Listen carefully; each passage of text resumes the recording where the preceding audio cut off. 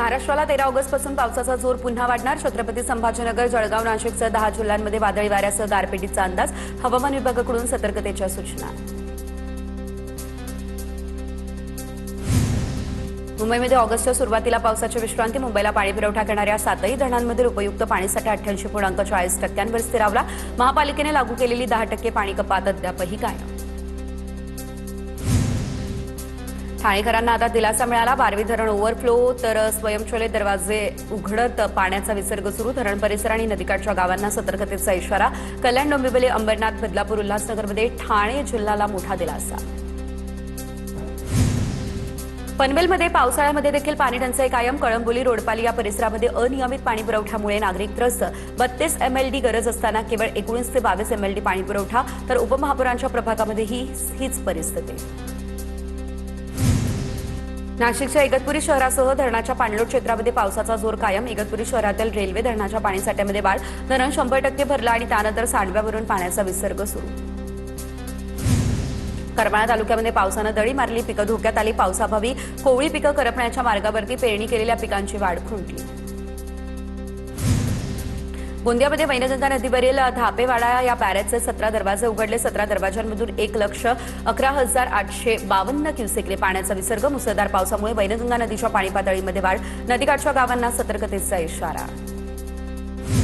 गोसेखुर्द धरणाच्या पाणलोट क्षेत्रामध्ये सातत्यानं पाऊस पडतो आणि असं असल्यानं धरणाचा जलसाठा नियंत्रित ठेवण्यासाठी धरण प्रशासनानं पाण्याचा विसर्ग हा पुन्हा वाढवलेला आहे. सध्या धरणाचे 25 गेट अर्ध्या मीटरने उघडले. त्यामधून 1,05,106 क्युसेक पाण्याचा प्रतिसेकंद वेगानं पाण्याचा विसर्ग सुरू आहे. दुसरीकडे बीडमध्ये शेतकऱ्यांच्या विविध मागण्यांसाठी किसान सभा आक्रमक झाली आहे. जिल्हाभरामध्ये किसान सभेकडून जेलभरो आंदोलन तर पीक विमा, कर्जमाफी, ऊसतोड मजुरांच्या त्रिपक्षीय करारासह विविध मागण्या मंजूर करण्याची देखील मागणी आहे.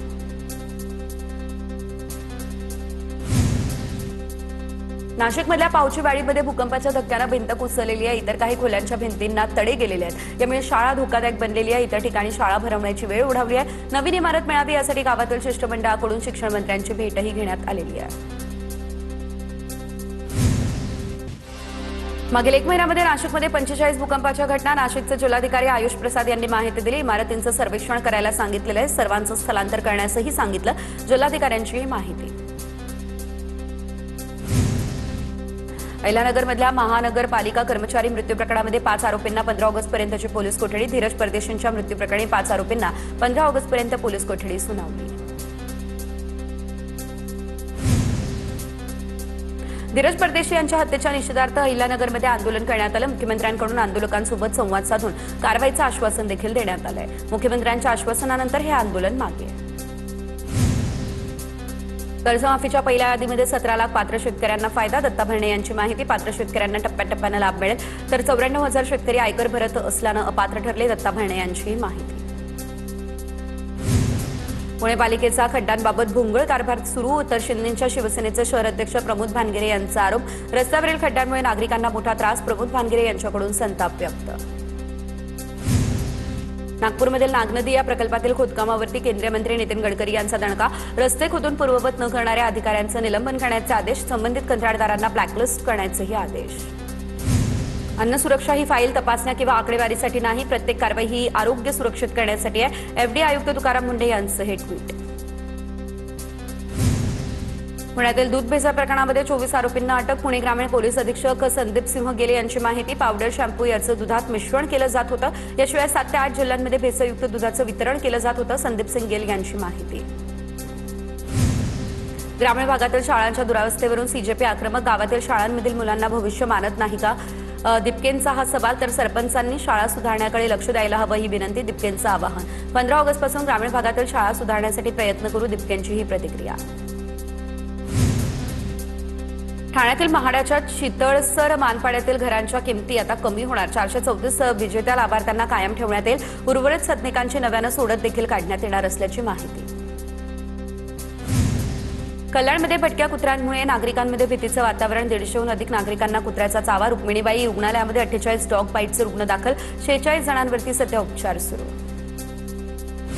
पिंपरी चिंचवडमध्ये 4 वर्षीय चिमुकलीवरती 7 कुत्र्यांचा जीवघेणा हल्ला. मैत्री वस्तीमध्ये घडली धक्कादायक घटना.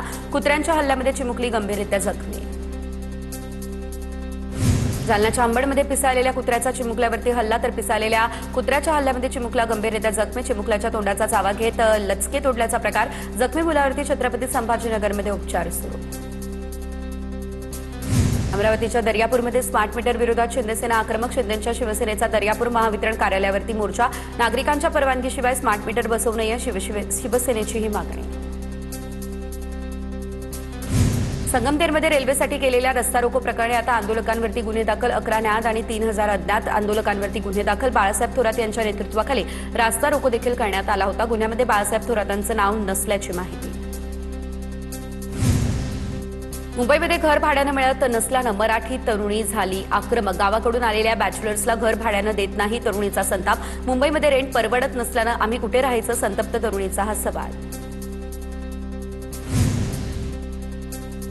पुण्याच्या शिरूरमध्ये नगर परिषदेच्या जुन्या इमारतीजवळ असलेल्या अंगणवाडीच्या आवारामध्ये भारामतीचा प्रकार झाल्याचा संशय. अंगणवाडीमध्ये येणाऱ्या चिमुकल्यांच्या पालकांमध्ये भीतीचं वातावरण. पोलिसांकडून घटनास्थळी करण्यात आली पाहणी. नवी मुंबईमध्ये सानपाडा हायवेवरती भीषण राडा. टेम्पो चालक आणि दुचाकीस्वार यांच्यामध्ये तुंबळ हाणामारी. हाणामारीचा व्हिडिओ सोशल मीडियावरती व्हायरल झाला. नाशिकच्या त्र्यंबकेश्वरजवळ एसटी बसचा झाला अपघात. चालकाचा ताबा सुटला त्यामुळे बस खड्ड्यामध्ये अडकली. रस्त्याचा अंदाज आला नाही त्यामुळे अपघात.